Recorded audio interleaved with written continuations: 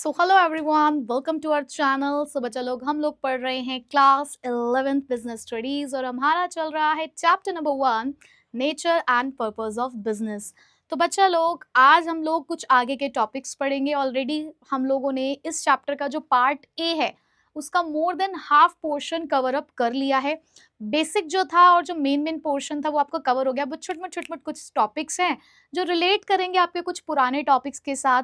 लेकिन उसके लिए पहले लगा दीजिए अपने आज के लेक्चर की अटेंडेंस, ताकि मैम को पता चले कि सारे बच्चे एक्टिवली क्लासेस अटेंड कर रहे हैं और मैम को मिलेगा एक मोटिवेशन। ठीक है, तो लगाइए अपनी अटेंडेंस, स्टार्ट करते हैं अपनी आज की क्लास। तो बच्चों, अब हमारा जो नेक्स्ट टॉपिक है वो है role and function of commerce. तो बेसिकली इसके अंदर हम लोग ये पढ़ेंगे कि हमारा जो कॉमर्स है वो क्या रोल प्ले करता है। जैसे कि हम लोग पढ़ ही रहे हैं क्लासिफिकेशन ऑफ बिजनेस एक्टिविटीज़, जिसमें हम लोगों ने इंडस्ट्री का पार्ट कंप्लीट कर लिया कि इंडस्ट्री कितने तरीके की होती है और फिर उनकी सब कैटेगरीज क्या होती हैं। तो इसी के साथ अगर मैम बोल रही हैं सब कैटेगरीज के बारे में, तो क्या आपकी रिस्पॉन्सिबिलिटी नहीं बनती कि एक बार मैम को बता दो कि कितने तरीके की इंडस्ट्रीज होती हैं, फिर उन इंडस्ट्रीज के अंदर भी क्या क्या सब कैटेगरीज होती हैं और उनका क्या क्या काम है। और बताया था ना मैम ने कि आता है एक स्नेक, तो बता देना कि स्नेक से क्या मतलब है। ठीक है, तो उसी के अंदर बेटा जी अब हम लोग पढ़ रहे हैं कॉमर्स के बारे में। तो ये वाला जो टॉपिक है ये रोल करके भी पूछा जा सकता है कि रोल ऑफ कॉमर्स बताओ या फंक्शंस ऑफ कॉमर्स बताओ। और आपको पता है ये आप ऑलरेडी पढ़ चुके हो, बस इन्होंने इसको अलग एक टॉपिक बना दिया है, लेकिन इसकी सारी जानकारी आपको ऑलरेडी मिल चुकी है। एक और टॉपिक आएगा जो बिल्कुल इससे रिलेट करता होगा। ठीक है, तो एक ही टॉपिक न जाने कितने सारे टॉपिक को प्रिपेयर करने में आपकी मदद कर रहा है। तो बेटा सबसे पहले कॉमर्स क्या है? कॉमर्स बेसिकली वो सपोर्टिंग एक्टिविटीज हैं, वो सपोर्टिंग सर्विसेज हैं जो बिजनेस में आने वाले ऑब्स्टेकल्स को रिमूव करती है। ऑब्स्टेकल्स का मतलब क्या होता है बेटा? हिंड्रेंसेस, रुकावटें, कि हमारे बिजनेस में जितनी भी रुकावटें आ रही हैं उन सभी रुकावटों को दूर करने में कॉमर्स हमारी मदद करता है। जैसे कि सामान फैक्ट्री में रखा हुआ है, फैक्ट्री से उसे मार्केट तक पहुंचाना है, तो एक रुकावट है ना प्लेस की, कि कैसे ये जो डिस्ट्रीब्यूशन की दूरी है उसको तय किया जा सकता होगा, तो उसको हम दूर करते हैं with the help of transportation. अब बिजनेस के अंदर काम करना है, मैन्युफैक्चर करना है प्रोडक्ट्स को, रॉ मटेरियल को फिनिश गुड्स में कन्वर्ट करना है, तो उसके लिए पैसों की जरूरत है। तो पैसों की समस्या कहाँ से दूर होगी? With the help of banking. तो बस कुछ इसी तरीके की हम लोग एक्टिविटीज के बारे में, इसी तरीके के कुछ हिंड्रेंसेस के बारे में पढ़ेंगे जिसको रिमूव करता है हमारा कॉमर्स। ठीक है, so commerce play an important role in removing the obstacles in the distribution of goods and services and helps in connecting the producers with consumer. जैसे कि अभी पीछे भी हम लोगों ने ये पढ़ा था कि कॉमर्स किस चीज में हमारी हेल्प करता है, कि कोई भी अगर आपको समस्या आ रही है गुड्स और सर्विसेज को डिस्ट्रीब्यूट करने में, कोई भी आपको प्रॉब्लम आ रही है प्रोड्यूसर को कंज्यूमर से कनेक्ट करने में, तो वो सारी प्रॉब्लम्स यहाँ से सॉल्व हो जाती हैं, क्योंकि ये एक स्मूथ फ्लो ऑफ गुड्स का शो करता है, क्योंकि ये smooth flow of goods show करता है from the place of production to the place of consumption. अब बेसिकली कौन कौन सी प्रॉब्लम्स को सॉल्व करता है कॉमर्स? ठीक है, तो सबसे पहले प्लेस बैरियर को रिमूव करता है, टाइम बैरियर को रिमूव करता है, रिस्क बैरियर को, फाइनेंस बैरियर को और इंफॉर्मेशन बैरियर को। ठीक है, तो चलो वन बाय वन इन सभी बैरियर्स के बारे में पढ़ते हैं। सबसे पहला बैरियर आया द हिंड्रेंस ऑफ प्लेस के नाम से, कि भाई सामान बना कहीं है और वो चाहिए कहीं और, तो बीच में एक बहुत बड़ा गैप है। कैसे इस प्लेस के बैरियर को दूर किया जाए? सो commerce help in removing the problem of distance between the producers and consumers through transport. कि भाई एक समस्या आई कंज्यूमर्स और प्रोड्यूसर को मिलाने के लिए, उनके बीच की दूरी को कम करने के लिए, तो वो किसकी हेल्प से सॉल्व हुई बेटा? ट्रांसपोर्ट की हेल्प से। तो आपको ये ध्यान रखना है कि प्लेस के बैरियर को ट्रांसपोर्ट दूर करता है। ठीक है, so goods are produced in one place and consumers and consumed in another. Goods बनाए कहीं जा रहे हैं और कंज्यूम कहीं और होते हैं। ट्रांसपोर्ट हेल्प्स, ये है आपके लिए की लाइन। ट्रांसपोर्ट आपकी मदद करता है कि भाई सामान को उस जगह तक पहुंचाओ जहां पर उसकी आवश्यकता है। मेरा मन कर रहा है कि आज मेरे को लेस खाना है, अब मुझे जो लेस खाना है तो भाई मैं नहीं जाऊंगी उस वाली फैक्ट्री के अंदर जहां पर लेस बनाया जा रहा होगा, है ना, और पन्नी में भरकर ले आऊंगी मैं सारे लेस वहां से। नहीं भाई, मैं तो अपने आसपास की दुकान की ही रिटेल स्टोर पर जाऊंगी और वहां से एक 10 रुपए का लेस का पैकेट लेकर घर आ जाऊंगी। कौन इतनी डिस्टेंस ट्रैवल करेगा? मैं फैक्ट्री में थोड़ी ना जाऊंगी। तो फैक्ट्री से सामान मेरे पास की दुकान तक कैसे पहुंचा है? With the help of transportation. ठीक है, जैसे कि एप्पल्स, जो कश्मीर के एप्पल्स हैं, अगर हमें वो खाने हैं, भाई हम दिल्ली में हैं, हमें कश्मीर के एप्पल खाने हैं, तो हमें कश्मीर ही जाना पड़ेगा तभी वो एप्पल खाएंगे हम? नहीं भाई, वो ट्रांसपोर्ट हो जाएंगे ना दिल्ली के अंदर। तो बस इसी तरीके से ट्रांसपोर्टेशन इस प्रॉब्लम को सॉल्व करता है। चलो अब दूसरी समस्या क्या है भाई? Hindrances of time. ये हिंड्रेंसेस ऑफ टाइम तुम्हें मैंने शायद पहले भी बताया होगा। मम्मी ने खाना बना दिया, मम्मी ने आज खाना बना के रख दिया है, मम्मी ने कहा राजू खाना बन गया खा लो। राजू कहता है नहीं मम्मी, आज तो स्कूल से आते हुए रास्ते में दोस्तों ने पार्टी कर ली थी तो पेट अभी भरा हुआ है मम्मी, अभी तो बिल्कुल भी खाने का मन नहीं है। मम्मी ने कहा अच्छा मैंने कहा था पार्टी करके आने के लिए, मैंने खूब मेहनत करके खाना बनाया है, अब तुम खाओ चाहे ना खाओ, मैं इस खाने को उठाकर फ्रिज में रख रही हूँ, जब तुम्हारा दिल करे तब फ्रिज में से निकाल के खा लेना। तो अभी तुम्हारा मन नहीं कर रहा है, यानी कि टाइम, यानी कि जिस टाइम पे मम्मी ने प्रोडक्शन कर दिया खाने का, उस टाइम पे तुम उसको कंज्यूम नहीं करना चाहते, उस टाइम पे खाना नहीं चाहते। ऐसे होता है ना, फैक्ट्रीज के अंदर भी सामान बन तो गया है, लेकिन अभी मार्केट में सारे सामान की डिमांड थोड़ी आ रही है। फैक्ट्रीज में तो 10,000 यूनिट बन गई, मार्केट में अभी 100 यूनिट की डिमांड है। तो इस बीच में वो बाकी सारी चीजें कहाँ रखी जाएंगी? कोई तो जगह चाहिए, क्योंकि टाइम गैप है, अभी हमने बना दिया है लेकिन चाहिए नहीं है। तो इस टाइम गैप को फिल करता है हमारा commerce with the help of warehousing. तो बेटा जी, कॉमर्स रिमूव करता है द प्रॉब्लम ऑफ टाइम। तो टाइम की प्रॉब्लम को कौन दूर कर रहा है? हमारा वेयर हाउस दूर कर रहा है, by storing the goods until they are need, कि जब तक उनकी जरूरत नहीं पड़ती तब तक उनको स्टोर करके रखेंगे अपने वेयर हाउसेस के अंदर। तो कुछ गुड्स प्रोड्यूस्ड होते हैं हमारे सीजनली, और थ्रू आउट द ईयर हम उसको कंज्यूम करते हैं, तो वो कहाँ स्टोर हो रखे होते हैं? हमारे वेयर हाउस के अंदर, जहां से रेगुलर सप्लाई मेंटेन रहती है। जैसे कि वीट वेयर हाउसेज में स्टोर रहता है हार्वेस्टिंग के बाद, और थ्रू आउट द ईयर हम उसको वहां से निकाल निकाल के बेचते रहते हैं। ठीक है, अब भाई बिजनेस है और बिजनेस खतरों के साथ आता है, हमें यहाँ पे खतरों का खिलाड़ी बनना पड़ता है। हमारा जो एक बिजनेसमैन होता है वो सच में होता है हमारा खतरों का खिलाड़ी, जो खतरों से लगातार खेलता रहता है। तो बेटा जी, ऐसे में इस रिस्क को कैसे कैसे इस रिस्क की प्रॉब्लम को दूर करें कि भाई थोड़ा सा हम अपने दिल को सुकून देकर काम करें, क्योंकि हर बार हर टाइम डर लग रहा है यार, कहीं चोरी हो गई तो, कहीं आग लग गई तो, डिमांड फ्लक्चुएट हो गई तो, भाई क्या करें, इतना सारा रिस्क है। तो इतने सारे रिस्क से बचने के लिए थोड़ी समझदारी दिखाओ और इंश्योरेंस लेकर जाओ। क्यों भाई, कर दी मैंने इंश्योरेंस की ऐड, तो ले लो ना इंश्योरेंस। तो कॉमर्स आपके हिंड्रेंसेस ऑफ रिस्क को दूर करता है with the help of insurance. जहां पर आप जो रिस्क फेस कर रहे हो, लाइक फायर, थेफ्ट, एक्सीडेंट और डैमेज का, आप इससे प्रोटेक्शन ले सकते हो। एक तरीके से फाइनेंशियल प्रोटेक्शन मिल रही है इन रिस्क के अगेंस्ट। और कहीं ना कहीं जब पता है ना कि यार चल इंश्योरेंस है, तो फिर भी दिल में थोड़ा सा सुकून रहता है कि चल यार कोई बात नहीं, वैसे तो हम नहीं चाहते कि कुछ खराब हो या कुछ इस तरीके का हादसा हो हमारे साथ, बट फिर भी अगर कुछ हो गया तो चलो ठीक है, एक इंश्योरेंस कवर है हमारे पास। ठीक है, तो एक कॉन्फिडेंस आता है। जैसे कि एक दुकानदार ने अपने गुड्स को इंश्योर करा के रखा हुआ था फायर डैमेज से, क्योंकि उसको लग रहा था कि यार कहीं ना कहीं ऐसा हो सकता है कि कहीं आग ना लग जाए। ठीक, चलो नेक्स्ट आता है बेटा हिंड्रेंसेस ऑफ फाइनेंस। अब पैसे की कमी आ रही है, बिजनेस को चलाने के लिए खूब पैसे की जरूरत पड़ती है, टाइम टू टाइम पैसों की जरूरत पड़ती है। कई बार अपने पास पैसा होता है, कई बार नहीं भी होता, कई बार रिश्तेदार भी मदद नहीं करते पैसे देने के लिए, अपने घर वाले भी मदद नहीं करते, दोस्त यार भी मदद नहीं करते। तो भाई ऐसे में क्या करें? अब हर बार हर किसी से पैसा थोड़ी ना मांगा जाता है, तो क्या करें भाई बताओ? तो ऐसे में बैंक्स की सर्विस ले सकते हो। बैंक आपको दुनिया भर के लोन वगैरह प्रोवाइड कर देता है अलग अलग फॉर्म में, और आपकी पैसों की समस्या का आपको मिल जाता है एक समाधान। तो देखो जी, तो हिंड्रेंसेस ऑफ फाइनेंस को दूर किया जाता है with the help of bank and financial institutions. तो कॉमर्स आपकी इस फाइनेंशियल प्रॉब्लम को दूर करता है, आपको एक फाइनेंशियल सपोर्ट देता है, क्योंकि बिजनेस के अंदर प्रोडक्शन करने के लिए, अपने बिजनेस को चलाने के लिए बार बार आपको पैसों की जरूरत पड़ती है। तो बैंक आपको लोन देता है, क्रेडिट फैसिलिटी देता है, ताकि आप बहुत अच्छे तरीके से अपने बिजनेस को चला भी पाएं, और कल को अगर बिजनेस को एक्सपेंड करना है तो वो काम भी आप कर सकते हो। तो एक बिजनेसमैन लोन लेता है किसी एक बैंक से, ताकि वो एक नई दुकान खोल सके। ठीक है जी, यहां तक भी बात समझ में आ गई? Okay, so next is now hindrances of information. अब इंफॉर्मेशन की जो प्रॉब्लम है उसको कैसे दूर करें? इंफॉर्मेशन मतलब कि तुमने तो बहुत सारे बढ़िया बढ़िया एकदम बना दिए प्रोडक्ट्स, अब वो प्रोडक्ट्स हमारे कंज्यूमर तक कैसे पहुंचेंगे? पहुंचेंगे तो ट्रांसपोर्ट की हेल्प से। लेकिन हमारे कंज्यूमर को पता कैसे चलेगा कि तुमने कुछ नया आविष्कार किया है, तुमने कुछ नया बनाया है, तुम मार्केट में उनके लिए सामान लेकर आए हो। ये हमारे कस्टमर को कैसे पता चलेगा कि ये वाला डीओ लगाओ और दुनिया तुम्हारे पीछे पीछे दौड़ती हुई मिलेगी।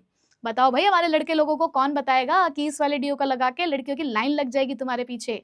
ये बताएगा एडवर्टाइजिंग। तो बेटा, इंफॉर्मेशन की जो प्रॉब्लम है आपकी, उस इंफॉर्मेशन की प्रॉब्लम को दूर करता है आपका एडवर्टाइजमेंट। सो कॉमर्स हेल्प करता है आपकी इंफॉर्मेशन की प्रॉब्लम को दूर करने में, कि प्रोड्यूसर अपने कंज्यूमर को बहुत सारी इंफॉर्मेशन देना चाहता है तो वो एडवर्टाइज करके, कम्युनिकेट करके इस प्रॉब्लम को सॉल्व करते हैं। तो कॉमर्स की हेल्प से कस्टमर्स को इंफॉर्मेशन मिलती है about the product and services. तो बिजनेसमैन हर आए दिन अपने प्रोडक्ट्स को प्रमोट करते हैं एडवर्टाइजमेंट के थ्रू। जैसे कि एक नई कंपनी एक नया फोन लेकर आई तो उसने उसको एडवर्टाइज किया, सोशल मीडिया पर बहुत सारे लॉन्चिंग इवेंट्स की वीडियोस डाल के अपने मोबाइल फोन को लॉन्च किया और भरपूर उसकी एड जो है वो सोशल मीडिया पर चलाई ताकि लोग अट्रैक्ट हों और उस फोन को खरीदने के लिए लंबी लंबी लाइन लगाकर पहुंच जाएं। ठीक है जी, चलो अब लास्ट हिंड्रेंस है हिंड्रेंस ऑफ पर्सन। अब भाई ये दो लोग हैं, पर्सन का मतलब दो लोग हो गए भाई, मतलब दो से ज्यादा भी हो सकते हैं। यहाँ पे फिलहाल हम कह रहे हैं कि दो लोग हैं, एक है कंज्यूमर एक है प्रोड्यूसर। कैसे मिलाएं इन्हें, इनकी बातचीत कैसे कराएं? एक सामान खरीदना चाहता है तो दूसरा सामान बेचना चाहता है, भाई कैसे इन दोनों की दोस्ती यारी होगी? तो इन दोनों की दोस्ती यारी कराने के लिए हमें लेकर आना पड़ेगा इनके बीच में ट्रेड। क्या लेकर आना पड़ेगा इनके बीच में? ट्रेड। तो भाई ट्रेड करेगा इन दोनों के बीच के इस प्रॉब्लम को सॉल्व। तो कॉमर्स रिमूव करता है the problem of lack of contact. तो ये जो कॉन्टेक्ट की प्रॉब्लम है इसको यहाँ पर दूर किया जा रहा है बायर और सेलर के बीच में ट्रेड और इंटरमीडियरीज के थ्रू। इंटरमीडियरीज मतलब मिडल मैन। जैसे कि मैन्युफैक्चरर कोई और है बट हम उससे डायरेक्ट कॉन्टेक्ट नहीं कर रहे हैं, हमें कॉन्टेक्ट करने में मदद कर रहा है हमारा रिटेलर, क्योंकि ये चेन चलती है, मैन्युफैक्चरर से होलसेलर, होलसेलर से रिटेलर, रिटेलर से कस्टमर। तो बेसिकली इनके थ्रू हमारे बीच में क्या मेंटेन हो रहा है? कॉन्टेक्ट मेंटेन हो रहा है। तो प्रोड्यूसर और कंज्यूमर दोनों ही अलग अलग प्लेसेस पे होते हैं, मिडल मैन, होलसेलर्स हैं, कुछ रिटेलर्स हैं जो हमें कनेक्ट करने में हेल्प करते हैं, है ना, हमें कनेक्ट करने में हेल्प करते हैं। सो प्रोड्यूसर्स और कंज्यूमर्स जो हैं डायरेक्टली कई बार मोस्ट ऑफ द केसेस में इंटरेक्ट नहीं कर पाते, बट उनको कनेक्शन बनाने में मदद करते हैं उनके इंटरमीडियरीज।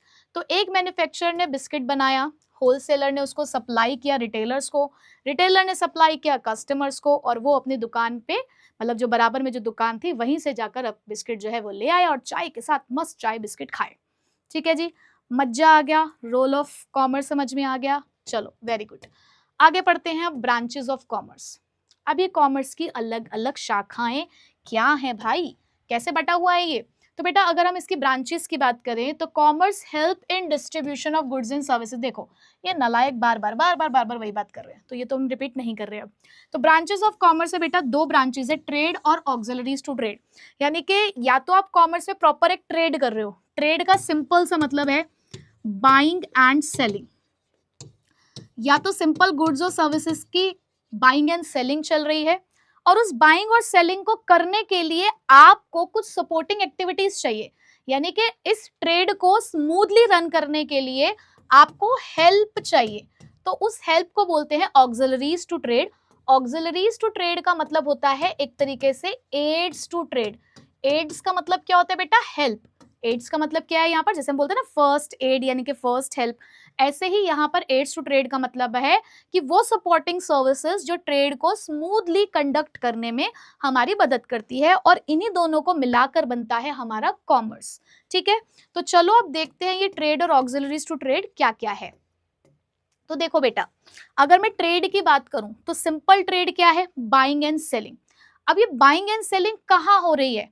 ये विद इन द कंट्री हो रही है, आउटसाइड द कंट्री हो रही है, ये बल्क क्वांटिटी में हो रही है, स्मॉलर क्वांटिटी में हो रही है, किस तरीके से आप ट्रेड कर रहे हो, बेसिकली वो हम यहाँ पर पढ़ने वाले हैं।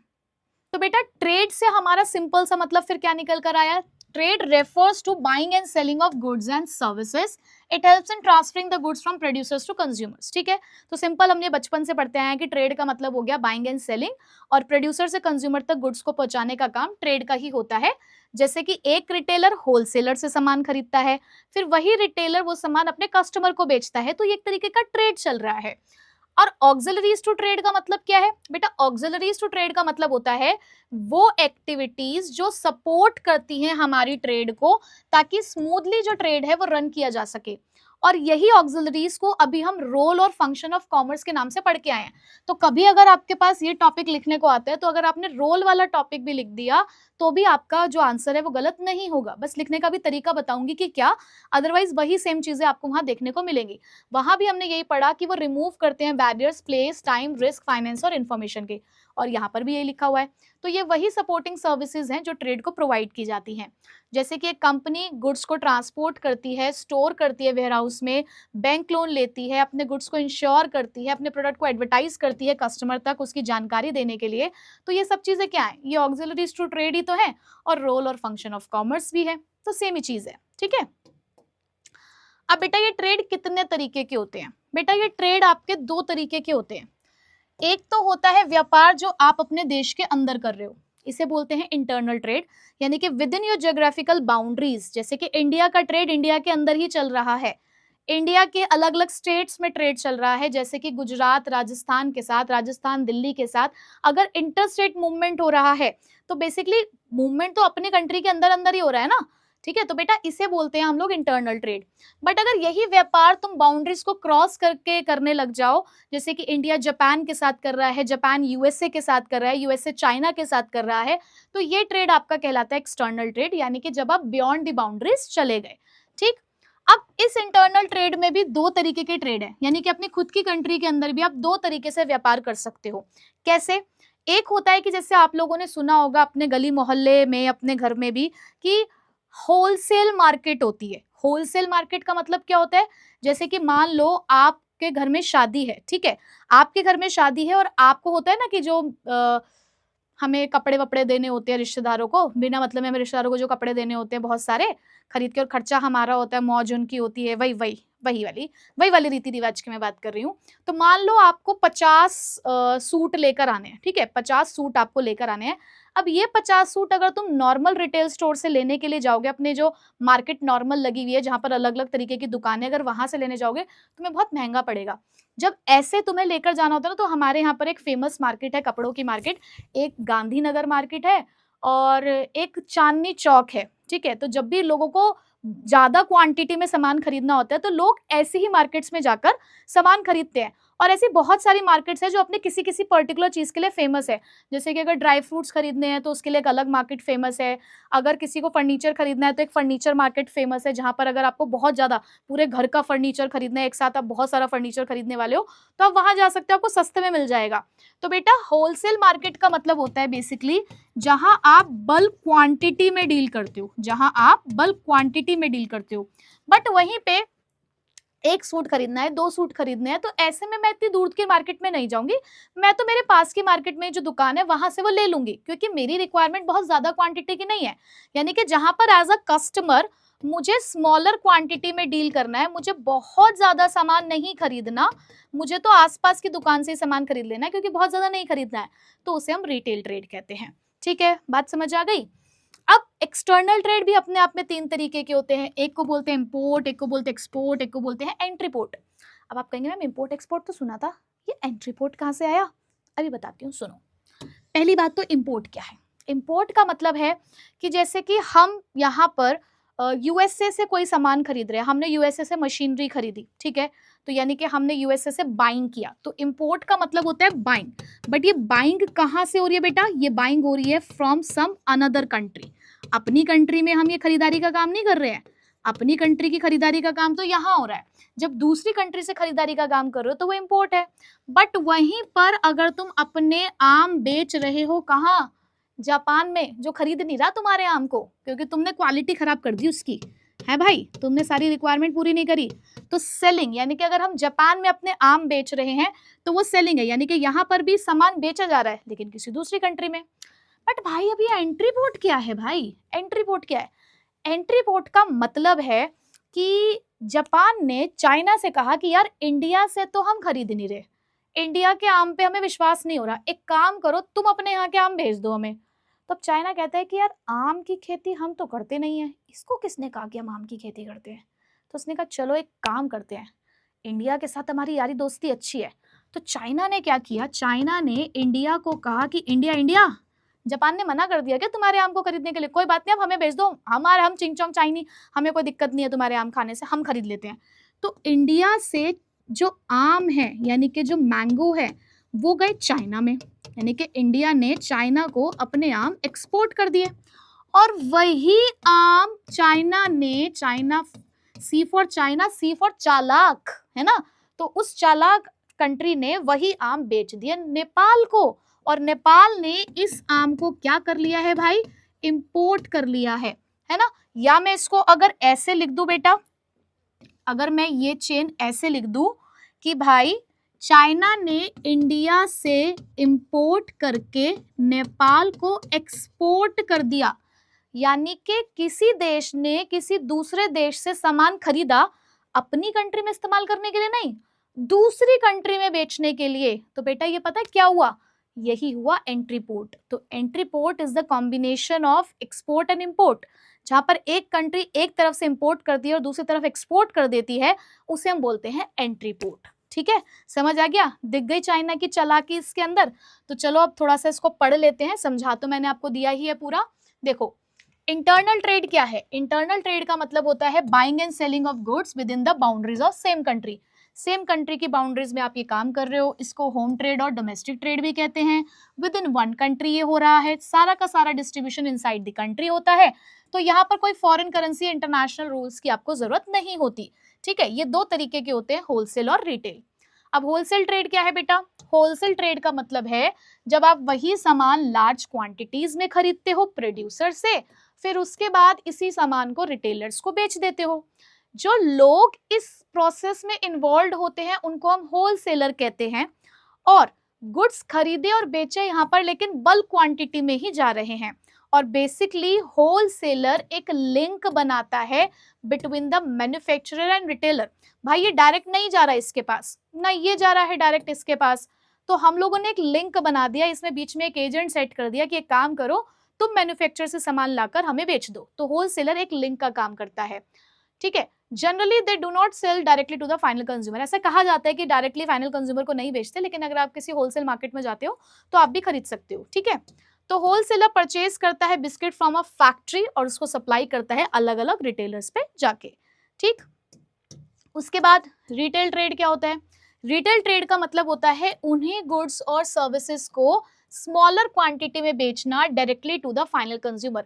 Ultimately majority of the consumer जो हैं वो अपने रिटेलर्स के साथ ही कनेक्टेड होते हैं, तो इन्हें रिटेलर कहा जाता है जो रिटेल ट्रेड में इन्वॉल्व होते हैं। गुड्स डायरेक्टली कंज्यूमर के पास जा रहे हैं, स्मॉलर क्वांटिटीज में जा रहे हैं, कंज्यूमर को कन्वीनियंट मिलता है, कन्वीनियंस मिलती है क्योंकि उन्हें दूर दूर तक ट्रैवल नहीं करना पड़ रहा। तो एक ग्रोसरी शॉप जो बिस्किट बेच रही है, मिल्क बेच रही है, स्नैक्स बेच रही है, एक ही जगह पर अपने कस्टमर को उनकी लोकेशन के आसपास ही। ठीक है, तो ये बात भी समझ में आ गई, शाबाश। अब एक्सटर्नल ट्रेड क्या है बेटा, देखो जरा। तो एक्सटर्नल ट्रेड का मतलब होता है वही buying and selling of goods and services between two और मोर कंट्रीज, दो या दो से ज्यादा कंट्रीज के बीच में जब हम लोग बाइंग और सेलिंग कर रहे हैं तो उसको हम एक्सटर्नल ट्रेड कहते हैं। ये फॉरेन ट्रेड के नाम से जाना जाता है, डिफरेंट कंट्रीज के बीच में होता है, इसमें फॉरेन करेंसी और इंटरनेशनल रूल्स लगेंगे क्योंकि दो कंट्रीज का इन्वॉल्वमेंट आ गया। यहाँ कंट्रीज आपस में गुड्स और सर्विसेज को ग्लोबली एक्सचेंज कर रही होती हैं। तीन तरीके से होता है, इंपोर्ट, एक्सपोर्ट और एंट्री पोर्ट। तो इंपोर्ट का मतलब क्या है, इंपोर्ट का मतलब होता है buying the goods from the another country. ठीक है, जहां पर आप अपनी होम कंट्री की कह सकते हो कि कोई ना कोई शॉर्टेज को पूरा कर रहे हो। तो इंडिया इंपोर्ट करता है crude oil from the other countries, ये तो आपको पता ही है। एक्सपोर्ट ट्रेड का मतलब होता है जहां पर हम अपने गुड्स और सर्विसेज को दूसरी कंट्री को दे रहे हैं, तो इससे हम फॉरेन एक्सचेंज कमा पाते हैं, यानी कि बाहर का पैसा कमाने को मिलता है, प्लस कभी कभी हमारे डोमेस्टिक प्रोडक्ट की डिमांड बाहर की मार्केट में बढ़ रही होती है।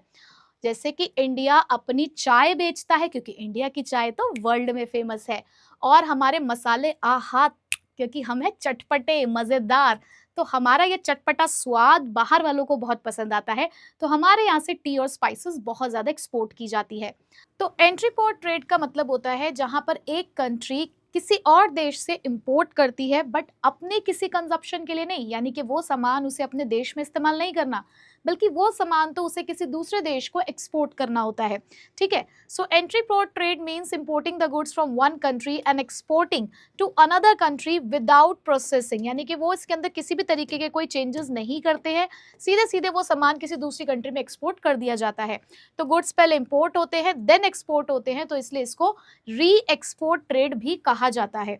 जैसे कि इंडिया इलेक्ट्रॉनिक प्रोडक्ट्स लेती है किसी एक कंट्री से, फिर उन्हीं प्रोडक्ट्स को एक्सपोर्ट कर देती है किसी दूसरी कंट्री में विदाउट एनी चेंज। ठीक है, तो जब कहीं दो देशों के बीच में किसी भी तरीके का कोई डिस्प्यूट चल रहा होता है, तो ऐसे में डायरेक्टली उस कंट्री से ना खरीद कर हम बीच में किसी को मीडिएटर बना देते हैं। तो कुछ इस तरीके से एंट्री पोर्ट ट्रेड जो है वो हमारा चल जाता है। ठीक, चलो अब बेटा नेक्स्ट वाला टॉपिक जो था हमारा वो है हमारा ऑक्सिलरीज टू ट्रेड, और इसको याद रखने के लिए हम करेंगे बैंक में वेट। हम क्या करेंगे? बैंक में वेट, या फिर आप इसे सिर्फ बैन वेट्स के नाम से भी आप इसे याद कर सकते हो, मतलब ये भी मेमोरी ट्रिक है, और बैंक में करेंगे वेट, इस तरीके से भी आप इसको याद रख सकते हैं। तो बैन से है बैंकिंग एंड फाइनेंस, W से है वेयरहाउसिंग, A से है एडवर्टाइजिंग, I से है इंश्योरेंस और T से है ट्रांसपोर्टेशन एंड कम्युनिकेशन। ठीक है, तो देखो बच्चों, सबसे पहले बैंकिंग एंड फाइनेंस, हालांकि ये सारी चीजें हम पढ़ चुके हैं, बस फटाफट इसको एक बार रीड करते हुए चलेंगे क्योंकि बहुत बार पढ़ लिया है। सो बैंकिंग एंड फाइनेंस जो है वो फाइनेंशियल असिस्टेंस देता है बिजनेस को, ताकि बिजनेस ऑपरेशन को स्मूथली कैरी ऑन किया जा सके, क्योंकि बिजनेस के अंदर अलग अलग पर्पस के लिए हमें पैसों की जरूरत पड़ती है। आप खुद सोचो ना कि आप एक छोटी सी ही अपनी दुकान खोल रहे हो, तो उस दुकान को खोलने के लिए आपको बहुत सारे चीजों के लिए पैसों की जरूरत पड़ती होगी, जैसे कि हो सकता है आपको रॉ मटेरियल खरीदना हो सकता है आपको अपने वर्कर्स को वेजेस पे करनी हो, या आप अपने बिजनेस को बढ़ाना चाहते हो, तो ऐसे बहुत सारी चीजों के लिए आपको पैसों की जरूरत पड़ती है। तो बैंक कहीं ना कहीं लोन देता है, क्रेडिट फैसिलिटीज देता है बिजनेसेस को, ताकि वो आराम से अपने उस बिजनेस को चला भी सके और उसको एक्सपेंड भी कर सके। जैसे कि एक बिजनेस ने बैंक लोन लिया ताकि वो नया एक क्लोथिंग स्टोर खोल सके। उसके बाद आता है बेटा वेयर हाउसिंग। अब वेयर हाउसिंग क्या है, सबको पता है ना। वेयर हाउसिंग का मतलब होता है एक ऐसी प्रोसेस जहां पर हम सामान को स्टोर करके रखते हैं फॉर द फ्यूचर, क्योंकि अभी डिमांड और सप्लाई में क्या है, एक टाइम गैप है।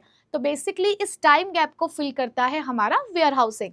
सो warehousing refers to the storage of goods until they are needed by the consumer or businesses, so it helps to maintain a regular supply in the market। तो यहाँ पर एक regular supply maintain रहती है, time barrier को ये remove करता है, डैमेजेस और स्पॉयलेज से हमारे गुड्स को प्रोटेक्ट करता है, कंटिन्यूस सप्लाई रखता है। जैसे कि फार्मर वीट को वेयर हाउसेज में रखते हैं after the harvest for the sale purpose. ठीक है, नेक्स्ट उसके बाद था बेटा हमारे पास वेयर हाउसिंग।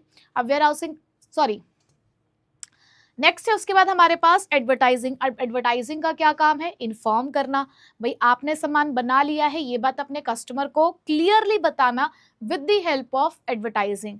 तो एडवर्टाइजिंग का मेन काम क्या है? Informing the customers about the product and services through the media. और इसके अंदर कहीं ना कहीं किसी ना किसी मीडिया का आप इस्तेमाल करते हो, चाहे वो न्यूज़पेपर है, चाहे वो टेलीविजन पे ऐड आ रही है, इंटरनेट पे ऐड आ रही है, कोई भी आप किसी भी माध्यम से अगर आप कस्टमर को बता रहे हो अपने प्रोडक्ट के बारे में, तो दैट इज एडवर्टाइजिंग। ठीक है, उसके बाद बेटा it helps the businesses to attract the customer and increase the sale. तो ये बिजनेसेस की मदद करता है कि वो अपने कस्टमर को अट्रैक्ट कर सके और सेल्स को बढ़ा सके। It provides information about the product and services, और ये प्रोडक्ट और सर्विसेज के बारे में इन्फॉर्मेशन देता है, अवेयरनेस देता है और सेल को बढ़ाने में मदद करता है। जैसे कि एक मोबाइल फोन कंपनी अपने नए स्मार्टफोन को सोशल मीडिया के थ्रू एडवर्टाइज करती है। इंश्योरेंस की अगर हम बात करें तो इंश्योरेंस क्या है? बेसिकली रिस्क को कवर करता है, कि हम सभी जानते हैं कि बिजनेस में इतना सारा रिस्क है, तो सभी रिस्क को कवर करने के लिए हमारे पास आ जाता है इंश्योरेंस। तो इंश्योरेंस देता है हमें financial protection against the business risk and the uncertainties, और कहीं ना कहीं ये हमारे बिजनेसेस को लॉसेस से बचा रहा है, accidents, fire, theft, natural disaster, इन सभी से एक तरीके से हमें प्रोटेक्शन मिल रही है। यहाँ रिस्क कम हो रहा है, अनसर्टेनिटी जो है बिजनेस की वो कम की जा रही है, और ये हमें कहीं ना कहीं फाइनेंशियल लॉस से कॉम्पेंसेट भी कर रहा होता है। एग्जाम्पल कि एक फैक्ट्री में इंश्योरेंस करा रखा है गुड्स का फायर डैमेज के अगेंस्ट। ठीक है, नेक्स्ट आता है बेटा हमारे पास ट्रांसपोर्टेशन एंड कम्युनिकेशन। तो ट्रांसपोर्टेशन वही एक सामान को प्लेस ऑफ प्रोडक्शन से प्लेस ऑफ कंजप्शन तक ले जाने का काम करता है। वहीं पे अगर बातचीत करने की जरूरत पड़ रही है, भाई डील फाइनलाइज करनी है तो बातचीत तो करनी पड़ेगी, बिना बातचीत के बात कैसे ही बनती है, और बिजनेस में बात नहीं तो काम नहीं। तो इसलिए ट्रांसपोर्टेशन एंड कम्युनिकेशन की जरूरत सबसे ज्यादा पड़ती है। तो ट्रांसपोर्टेशन हेल्प करता है in the movement of the goods, while the communication helps in exchange of information between the buyers and sellers। तो ट्रांसपोर्टेशन आपके प्लेस बैरियर को रिमूव कर रहा है, वहीं पे कम्युनिकेशन इंफॉर्मेशन को शेयर कर रहा है क्विकली। दोनों की मदद से ही आप अपने बिजनेस को स्मूथली रन कर सकते हो, एक अच्छा कोऑर्डिनेशन बैठ जाएगा। जैसे कि एक कंपनी ट्रांसपोर्ट करती है मोबाइल फोन फैक्ट्री से दुकानों में, लेकिन अगर कस्टमर को इन्फॉर्म किया जा रहा है फोन कॉल के थ्रू या फिर ईमेल्स के थ्रू या इंटरनेट के थ्रू, तो एक तरीके से वो आपका कम्युनिकेशन है। ठीक है, चलो अब आते हैं बेटा नेक्स्ट टॉपिक जो बहुत इंपॉर्टेंट है। मोस्ट ऑफ द टाइम्स इससे कोई क्वेश्चन पूछ लिया जाता है, बिजनेस रिस्क। हम पूरे चैप्टर में बार बार रिस्क की बात कर रहे थे। आखिरकार ये रिस्क है क्या, किस रिस्क के बारे में बात हो रही है यहाँ पर? तो जब भी हम रिस्क के बारे में बात कर रहे थे तो हम कह रहे थे कि मैम रिस्क कुछ ऐसा है कि कोई नेचुरल डिजास्टर हो जाए, किसी तरीके से कोई अगर हमारे यहाँ पर चोरी करके चला गया सामान की, या एक्सीडेंट हो गया, या आग लग गई, कुछ इस तरीके की चीजों को हम रिस्क कह रहे हैं। बट रिस्क से हो क्या रहा है, और क्या सिर्फ इन्हीं चीजों को आप रिस्क में कंसिडर करते हो? तो देखो बेटा, हमारा जो बिजनेस है वो रिस्क को किस तरीके से डिस्क्राइब करता है। यहाँ पर जब भी रिस्क होता है ना, तो रिस्क आपके सामने कुछ पॉसिबिलिटीज लेकर आता है। रिस्क के बारे में हम जब भी बात कर रहे हैं तो रिस्क क्या है, कुछ पॉसिबिलिटी शो कर रहा है आपको। किस चीज की पॉसिबिलिटी? कि आपको लॉस हो सकता है। तो risk refers to that situation which gives you a possibility of loss, जो आपको कहीं ना कहीं एक पॉसिबिलिटी दे रहा है कि भाई देखो रिस्क इस चीज का है कि कहीं ना कहीं हो सकता है आपको नुकसान हो जाए। या फिर रिस्क इस चीज का भी है कि आपको लोअर प्रॉफिट्स हो, आपको कम प्रॉफिट भी तो हो सकता है।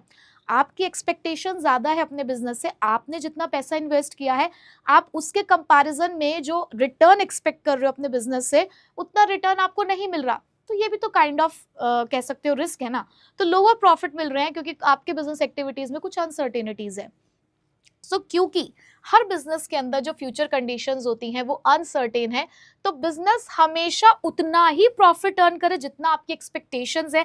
कई बार होता है ना, हम यार बहुत मेहनत करते हैं एग्जाम में लेकिन एक्सपेक्टेशन के अकॉर्डिंग मार्क्स नहीं आते, कई बार हो जाती हैं कुछ सिली मिस्टेक्स। तो ठीक है यार, निराश होने की जरूरत नहीं है, ये तो पार्ट ऑफ लाइफ है, पर मेहनत करनी बहुत जरूरी है।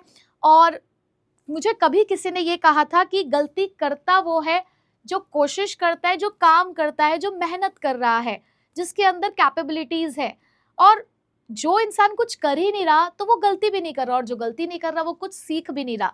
तो इन सभी चीजों से बिल्कुल भी घबराना नहीं है। लाइफ की हर एक जर्नी आपको कोई ना कोई लेसन दे रही है, और कहीं ना कहीं वो लेसन आपको और इम्प्रूव कर रहा है, आपके अंदर कहीं ना कहीं बहुत सारी एबिलिटीज को जनरेट करने का काम कर रहा है। तो टेक इट पॉजिटिवली ऑलवेज, ठीक है।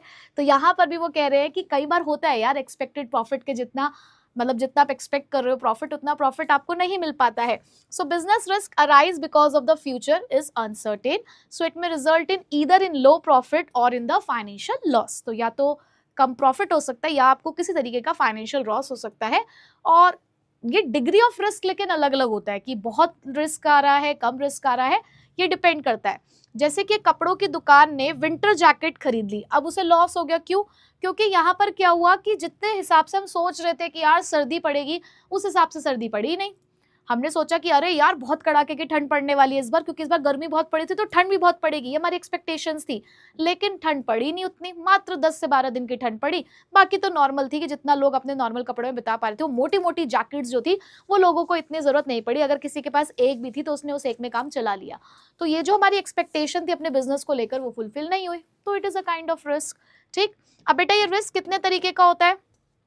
एक ये जो रिस्क होते हैं बेटा, ये दो तरीके के होते हैं, प्योर रिस्क और स्पेक्युलेटिव रिस्क। अब प्योर रिस्क क्या है? प्योर रिस्क का मतलब क्या है?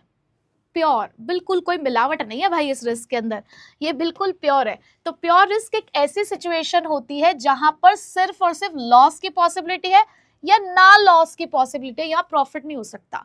मतलब हुआ तो लॉस ही होगा, नहीं तो कुछ नहीं। जैसे कि आपके गोडाउन में आग लगना, अगर आग लग गई तो भाई लॉस हो गया। अब ऊपर वाले की दुआ से अगर आग नहीं लगी तो लॉस नहीं हुआ। आपके दोस्त ने आपके गोडाउन में जाकर चोरी कर दी तो भाई लॉस हो गया। अब अगर उसकी नीयत नहीं खराब हुई तो लॉस नहीं होगा। तो ये वो वाले रिस्क के बारे में बात करते हैं जहां पर पॉसिबिलिटी या तो सिर्फ लॉस की है या आपको लॉस बिल्कुल भी नहीं होने वाला है। अगर ईश्वर की कृपा रही तो आपको प्योर रिस्क ना झेलना पड़े। ठीक है, so pure risk refers to a situation when there is only a possibility of loss और नो लॉस। ठीक है, so this risk generally arise due to the natural causes और एक्सीडेंट्स। तो ज्यादातर ये नेचुरल कॉजेस से हो सकता है या फिर एक्सीडेंट से। कोई अपॉर्चुनिटी यहाँ पर प्रॉफिट कमाने की तो नहीं है। यहाँ पे फायर, थेफ्ट, फ्लड, एक्सीडेंट कुछ भी हो सकता है। ये सब हमारे इस रिस्क का एग्जाम्पल है। जैसे कि एक फैक्ट्री में डैमेज हो गया फायर या फ्लड की वजह से तो वो तो वो आपका प्योर रिस्क है। लेकिन स्पेक्युलेटिव रिस्क क्या है? It is a part of your business. Speculative risk her business का पार्ट है जहां पर पॉसिबिलिटी ऑफ गेन भी है, पॉसिबिलिटी ऑफ लॉस भी है। यानी कि जितनी एक्सपेक्टेशन आप प्रॉफिट की करो उतनी एक्सपेक्टेशन लॉस की भी करके चलो। यानी कि कुछ भी हो सकता है, प्रॉफिट भी हो सकता है और लॉस भी हो सकता है। तो speculative risk refers to a situation when there is a possibility of profit as well as loss and such risk arise because business decision involves uncertainty. क्योंकि आपके बिजनेस डिसीजन में अनसर्टेनिटी होती है तो प्रॉफिट और लॉस दोनों हो सकता है। कॉमन है आपकी बिजनेस एक्टिविटी और इन्वेस्टमेंट में, ये तो होता ही होता है। जैसे कि मार्केट कंडीशन का बदल जाना, बिजनेस के डिसीजन में चेंजेस आ जाना। जैसे कि एक बिजनेसमैन ने नए प्रोडक्ट में इन्वेस्टमेंट करी, अब अच्छा प्रॉफिट कमा रहा है, ठीक है, या हो सकता है कि कस्टमर ने एक्सेप्ट नहीं किया उसका प्रोडक्ट तो उसको लॉस हो गया। तो दोनों ही केसेस हो सकते हैं, प्रॉफिट भी और लॉस भी। ठीक है, तो प्योर रिस्क में ओनली लॉस या फिर नो लॉस, स्पेक्युलेटिव में प्रॉफिट और लॉस दोनों हो सकते हैं। ठीक, अब नेचर ऑफ बिजनेस रिस्क की बात करते हैं। अब हम रिस्क से घबराते नहीं हैं, हम तो इसको भी बहुत प्यारा कहते हैं क्योंकि ये प्यारा हमें कहीं ना कहीं प्रॉफिट देकर जाता है और हम इसी को तो ले रहे हैं और एज अ रिवॉर्ड ले रहे हैं फिर इसके बदले में प्रॉफिट। तो इसीलिए हम कहते हैं अपने रिस्क को डियर। तो डियर का मतलब क्या है कि डिग्री ऑफ रिस्क जो है वो डिपेंड करती है nature and size of business पे, कि आपका बिजनेस का साइज क्या है, किस तरीके का आप बिजनेस करते हो। ई से इसेंशियल पार्ट ऑफ बिजनेस, ए से अराइजेस ड्यू टू अनसर्टेनिटी और आर से रिवॉर्ड फॉर रिस्क बियरिंग। ठीक है, तो चलो इसको भी देख लेते हैं एक बार। Degree of risk depends upon the nature and size of business. आपको कितना रिस्क बियर करना पड़ेगा ये डिपेंड करता है कि आपके बिजनेस का नेचर क्या है। मान लो कि आप एक डेयरी प्रोडक्ट्स में डील करते हो और एक बंदा फर्नीचर की दुकान चलाता है, तो रिस्क किसको फिलहाल यहाँ पर ज्यादा है? भाई डेयरी प्रोडक्ट्स को, क्योंकि आप पेरिशेबल प्रोडक्ट्स में डील करते हो। फर्नीचर का तो ऐसा आउटडेटेड या खराब हो जाने वाला कोई फिलहाल ऐसा सीन नहीं है। एक हल्दीराम की दुकान और एक नॉर्मल जो बाहर हमारे यहाँ पर एक ठेला लगा हुआ है, तो बताओ किसको रिस्क ज्यादा है? कल को अगर मान लो फ्लड आ गया या अर्थक्वेक आ गया और उससे बहुत ज्यादा डिस्ट्रक्शन हो गया, तो बताओ इससे किसको ज्यादा लॉस होगा? ऑब्वियस सी बात है कि हल्दीराम को। अब आप कहेंगे मैम इम्पैक्ट तो ठेले पे बहुत ज्यादा पड़ेगा। इम्पैक्ट पड़ेगा ड्यू टू द कह सकते हो कि due to the difference in the income level, but definitely Haldiram का जो लॉस होगा इन टर्म्स ऑफ मनी अगर हम बात करें तो लॉस जो है हल्दीराम का वो ज्यादा होगा एज कंपेयर टू वो ठेला जो उस हल्दीराम के हो सकता है सामने ही लगा हुआ हो। ठीक है, तो डिपेंड करता है कि आपके बिजनेस का साइज कितना है। अगर साइज बड़ा होगा तो लॉस भी बड़ा एक्सपेक्ट करो।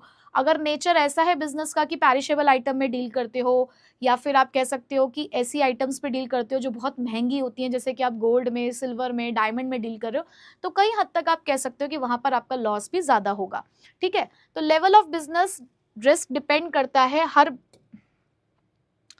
तो लेवल ऑफ रिस्क जो है वो सेम नहीं होता हर तरीके के बिजनेस के लिए। ये आपके टाइप, साइज और नेचर पर डिपेंड करता है।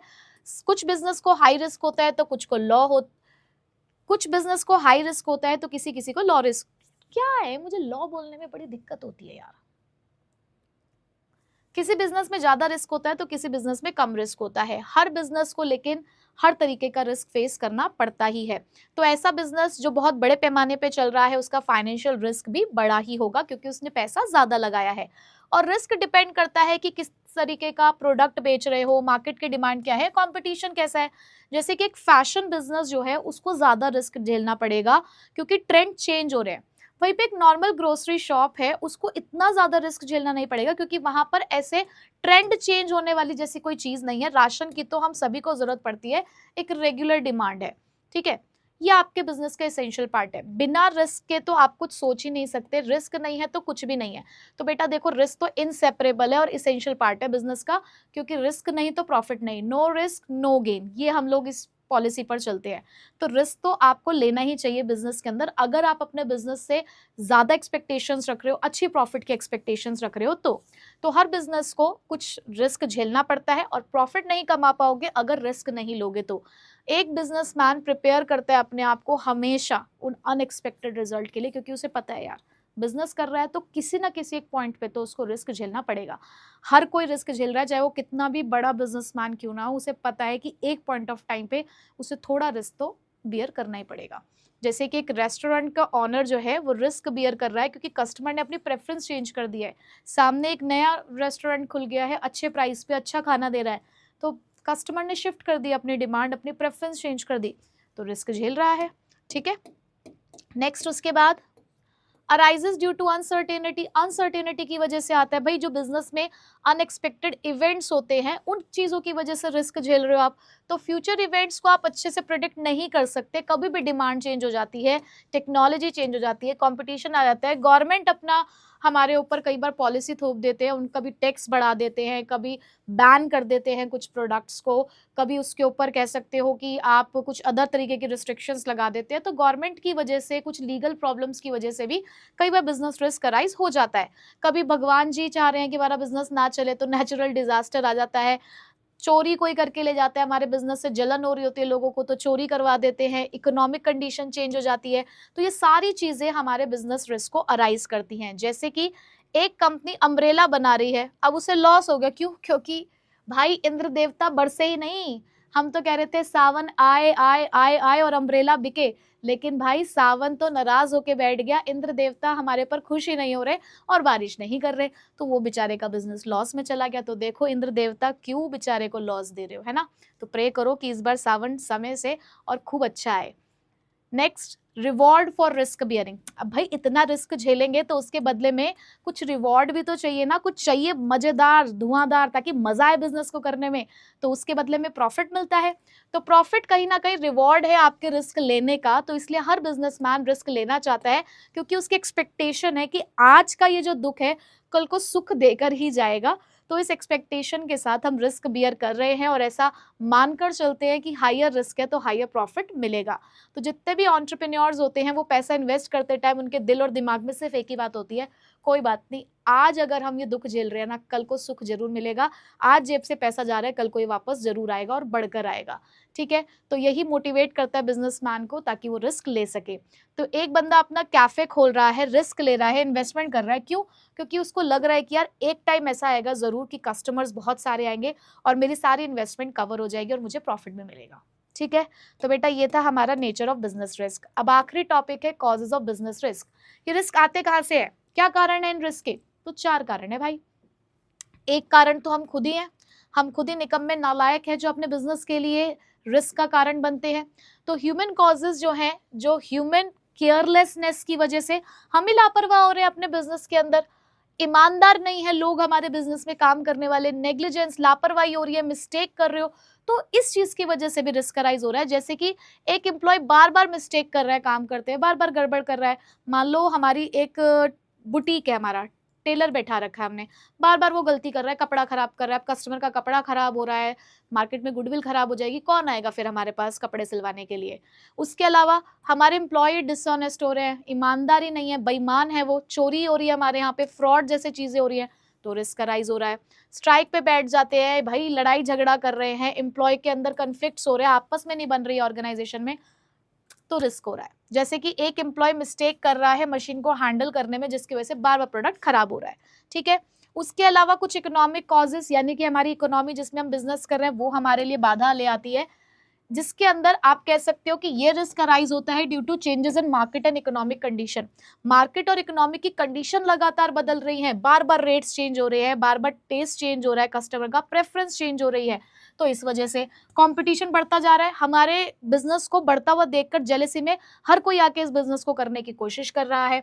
ठीक है, प्राइस बदल रही है, इन्फ्लेशन आ रहा है, गवर्नमेंट की पॉलिसी चेंज हो रही है, ये सब चीजें बिजनेस को अफेक्ट कर रही है। जैसे कि एक मोबाइल शॉप वाले ने फेस किया लोअर सेल्स, क्योंकि कस्टमर अब नए ब्रांड को यहाँ पर देख रहे हैं, वो जिस ब्रांड को बेचता था वो उस ब्रांड को नहीं खरीदना चाहते, ठीक है, तो रिस्क राइज हो रहा है। तीसरा कारण क्या है, नेचुरल कॉस्ट, वही हमारे ऊपर बैठे हुए हमारे जो लोग मस्त मूवी देख रहे होते हैं नीचे की, अलग अलग प्राणियों की अलग अलग स्टोरी देख रहे होते हैं, तो उन्हें लगता है कि अच्छा तू तो बहुत बढ़िया चल रहा है, ले अब तुझे थोड़ा एडवेंचर दे देते हैं, तो एडवेंचर के तौर पर ये नेचुरल कॉज ले आते हैं हमारे बिजनेस के लिए। तो यहाँ रिस्क राइज होता है ड्यू टू नेचुरल डिजास्टर और नेचुरल इवेंट्स जैसे कि flood, earthquake, fire, storms, drought, इन सब चीज़ों की वजह से बिजनेस की प्रॉपर्टी कई बार डैमेज हो जाती है और कई बार हमारा प्रोडक्शन, हमारा ट्रांसपोर्टेशन भी रुक जाता है। अब जैसे कि बहुत ज़्यादा जब आपने देखा होगा कि बारिश होने लग जाती है तो वही ट्रैफिक जैम होना शुरू हो जाता है, रोड्स ऐसी नहीं रहती कि हम लोग ट्रैवल कर सके, तो ऐसे में ट्रांसपोर्टेशन में दिक्कत आती है, तो फिर डिमांड और सप्लाई में प्रॉब्लम हो जाती है, एक जगह से दूसरी जगह पर सामान लाना ले जाना मुश्किल हो जाता है। तो ये रिस्क जो है वो ह्यूमन कंट्रोल में भी इवन नहीं है। तो हैवी फ्लड के आ जाने की वजह से गुड्स कई बार डैमेज भी हो जाते हैं, वेयर हाउसेज में पानी भर जाता है तो गुड्स डैमेज हो सकते हैं। उसके अलावा भी कुछ और कारण भी हो सकते हैं, जैसे कि पॉलिटिकल इंस्टेबिलिटी है आपकी कंट्री में, वॉर की सिचुएशन अगर आ गई कल को, टेक्नोलॉजिकल चेंज हो गई, लॉ चेंज हो गया, रेगुलेशन चेंज हो गए, तो ये भी कुछ ऐसे रीजंस हैं जो हमारे बिजनेस में रिस्क का काम कर सकते हैं। तो एक कंपनी लॉस इसलिए झेल रही है क्योंकि नई टेक्नोलॉजी ने हमारे प्रोडक्ट को मार्केट में रिप्लेस कर दिया, तो इस पर हमारा कोई कंट्रोल नहीं था भाई, मार्केट कंडीशंस हैं, टेक्नोलॉजी अपग्रेडेशन हो रहा है, तो उसकी वजह से जैसे कि हम कहते हैं ना एआई ने बहुत सारे लोगों की जॉब्स ले ली है। आजकल बहुत सारी चीज़ों को जो पहले लोग ह्यूमन पर्सन यानी कि हम लोग किया करते थे, वो आज 2 मिनट में चुटकियों में हमारा चैट जीपीटी कर देता है या जेमिनाई कर देता है। तो ये एआई टूल्स कहीं ना कहीं एक थ्रेट बनकर आ रहे हैं बहुत सारे बिजनेसेस के लिए, बहुत सारे लोगों की जॉब्स के लिए। तो बेटा ये है एक रिस्क, ठीक है। तो बेटा आज आपको पता है हम लोगों ने क्या कर लिया है, हम लोगों ने चैप्टर नंबर 1 का पार्ट ए कंप्लीट कर लिया, which is nature and purpose of business. तो आप कहेंगे मैम नाम भी तो ये था, बेटा नाम में ना हिस्ट्री भी है। अगर आप और रेफरेंस बुक की तरफ जाएं तो evolution and fundamental of business के नाम से आपको ये चैप्टर मिलेगा। तो इवोल्यूशन वाला पार्ट यानी कि बिजनेस की हिस्ट्री भी हम लोगों को यहाँ पे पढ़नी है इस चैप्टर में, जो थोड़ी सी है, ज्यादा टाइम नहीं लगेगा हमें उसे पढ़ने में, पर मेन पार्ट जो था चैप्टर नंबर 1 का वो आज हम लोगों ने कंप्लीट कर लिया है।